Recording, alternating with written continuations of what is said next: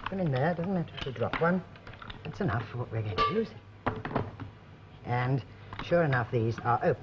Now, I have again followed my usual policy and opened some and put them on the half shell that have been cooked so that you don't watch the same thing too often. But then what you do is you pull off the shells. I'll put these here out of my way. And you put the half shell with the mussel in it onto the dish. You do that all over the bottom of a heat-resistant dish. This is a rectangular earthenware casserole which I've used for everything from fat dishes of lasagna verde, the pasta, you know, the green pasta, to the mussel dish that we're making together now. And you see, each time these are open and they are therefore perfectly safe to eat. But if you find one which is closed, now this is not authoritative. All I've told you so far about cleaning the mussels is completely authoritative. But if you find one which is closed, these are such paragons of virtue, but there isn't one, you reject it, I think. I cannot say for certain that this is so, but I always feel that if after the proper cooking time they haven't opened, I'm just a shade uneasy about them. So I may be an old woman over it, but as a counsel of perfection, I think we'd better throw those out too when we encounter them, although we haven't encountered any here. Now, I remove the strainer with the rest of the mussels in and put the liquor here for you to see. Into that, we mix, it's far better to do it this way than to sprinkle it over the top, we mix the finely grated small onion, which goes into the affair. So, just break it down with the back of a spoon a little bit. I'm going to use my hand and then wash it. Now then, we pour that over, so, until those mussels are floating with liquor and onion, and if there is a lump, I shall break that up and then I shall put my hand underneath and wash it. You can, of course, if you want to make the flavour even stronger, you can reduce the liquor when you've strained it, simmer it down to half its quantity, and then you use the lot. But that can always be made up into a soup, so there's no waste. Now, over the top of that, this very simple but delicious dish, you sprinkle a generous amount of freshly milled parsley, and some falls into the shells and some falls into the liquor. And this is the beginning of the actual making of the sauce, which cooks itself and brings itself together in the oven. Then, fine, soft breadcrumbs. But I beg of you, do not use hard, gritty ones for this, because the flavour will be entirely spoilt. Plenty of breadcrumbs. They thicken the liquor into sauce in the oven, and they go beautifully with the parsley and the other ingredient which is going into these mussel shells in a moment. Cheese again. The hard variety, not the melting Gruyere or Emmental family. So Parmesan for perfection, for less extravagance. Hard cheese, bits of stale, not blue cheese ever, of course, bits of stale light cheese, which you can grate down so that they come out powdery like this. Finally, just a gentle sprinkling of pepper.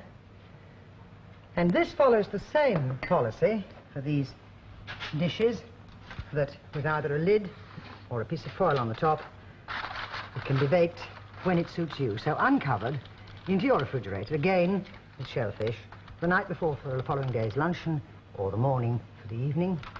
You put them away, and then you take them out, put your foil on these. You bake at gas mark 5, which is about 375, and I should have given you the thermostat also on the pancakes, and that should have been 350. So now 375 for this, gas mark 5, and about 20-25 minutes. Those go to Simon again, and we shall meet them at the end of the program too. And now we turn to something very different. I said to you earlier on that we had already studied the frying of fish, but we haven't studied this.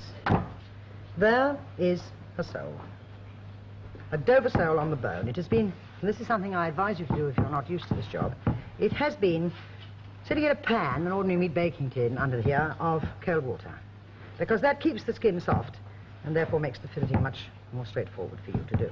Then wipe it so it doesn't slither about too much when you're working, and then go to work with an ordinary filleting knife. I'm going to show you that first. That is a filleting knife. They're easy to obtain and they're not costly. And against it, I will hold underneath it one of the French knives that we always use, and that I teach all the students to use, which is wrong for this job. I'll show you why when you've had a look at this. Now this filleting knife is not pliable, so it's a rigid knife, and that's fine for what we're going to do. This one, on the other hand, like all these lovely French knives for other kitchen work, is very pliable, and therefore will be wrong and uncomfortable and not successful for the job we are going to do. And what we're going to do is we're going to fillet this fish. First I'm going to cut the head off, and I'm going to do this for this reason. I think we housewives should be independent of fishmongers who, for instance, charge us extra for sole when it's filleted or place either, as opposed, I'm going to cut the tail off now, as opposed to the price they charge us for the fish on the bone. If we can do it ourselves, we have a double advantage. Firstly, we've got the whole of that spine and all the skin and everything, which we can use for a fish soup, use for stock, instead of the fishmonger selling it off for poor pussy or throwing it away. And as I say, we can save a bit of money. So now let's see how we do it. With your filleting knife, when you've removed head and tail, you go to work on the tail end that remains, and you start very carefully with the filleting knife, scraping back. You can push with your thumb if it's easier, scraping back the first little bit of skin so that you get an initial purchase on the job. Then when you've got that, you put the knife down and you start running your thumb under the skin, first on one side and then on the other. And you go on doing that like this, you see, pushing your thumb there and there like that until you can get a good purchase on the sole. A little bit further with the thumb that side and again this side. And then so that it doesn't slip, with the pad of your hand, put a cloth on there, put it on the tail, take hold of the skin and pull and pull and pull. And there is the skin, which has come away completely cleanly, part of the stock pot. And there is the sole, left ready for filleting. You do the same thing on the other side, of course. Now again with the filleting knife, you take it and you make a cut right down to the bone, straight along the center. You can probably see how there's a natural indentation there anyway. And then you work away from yourself, still with the filleting knife. See, you put the knife in and you make these smooth, sweeping cuts, which, with the knife lying flat along the bone, so that you don't cut any bone away, just the actual fillet. And you do this all the way along, as I say, working away from yourself, not as Johnny, my husband, says when he sees women doing these sort of jobs, like they use a loaf, cutting it on their tummies in an attempt towards themselves, you know, like this, to commit hari-kari. And so you go on until you've got right down to the very edge, and then you simply cut your fillet away, as I am doing now. And you should have a clean and perfect fillet. So you see, the job is not in the slightest bit difficult. It's just the old question of knowing how it should be done. And there is your fillet. I'm only going to do one. There are four, of course. You skin the other side and you remove the other fillets. I'm always scared of going on too long with one job, in case you might find it was very dull. Now you take your sharp French knife, because we're going to make something called goujonnade de sole. We're going to serve them with pommes de frites en corbeille. Now that in English is French fish and chips with those potato baskets which you've already seen made in another program. So you cut the sole to ribbons. You cut it in long, thin strips with a nice, sharp, pliable knife. And in order to get a purchase on the fish, I suggest you look at how I put my fingers down. Little lines down, close to each other, like that. The pads of the fingers, not pointed fingernails, crushing the flesh down, but just the pads of the fingers, holding the whole thing steady while you cut your strips. You see? Now we'll take a short one off there, level off the thickness of it, and then divide the whole of that down the length, using those finger pads to get a purchase, because all this sole is fried in little pieces. Now you cut some of them into shorter lengths, like that, we'll say, and that.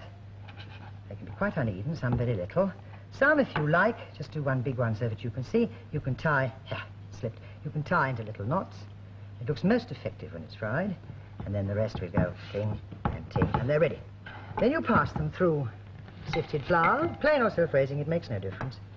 Beaten egg which is strained, and fine soft breadcrumbs, not those hard, gritty ones.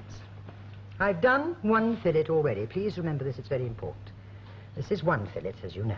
Now, I'm going to do one piece all by itself for you to see what you do. First through the flour and shake off the surplus. Then through the raw beaten egg until it's coated. And then out of there and drain off the surplus, and so into the breadcrumbs, and then over with it so that it is coated in turn with flour, egg, and breadcrumbs. This is part of one of the additional charms of this very delicious dish. I shall do the rest while I'm telling you. You see, being half French, I'm very careful, and I can't bear waste. Buy the best that you can possibly afford, and then treat it with enormous respect. And so, it fascinates me to find that where you take two good fillets of sole or plaice, it makes no difference, and you fry them, you get one good, healthy portion. Whereas you take two fillets of sole for the French fish, the fried fish this way, which is the one good portion, you get two out of it, as I shall show you when I present you with the final dish. And the same applies to the potato. The amount of chips that makes a portion of chips to go with 2 fillets as 1 portion makes 2 lots of potato baskets, the pommes de frites en courbet, and 2 lots of pommes de frites with them. Now,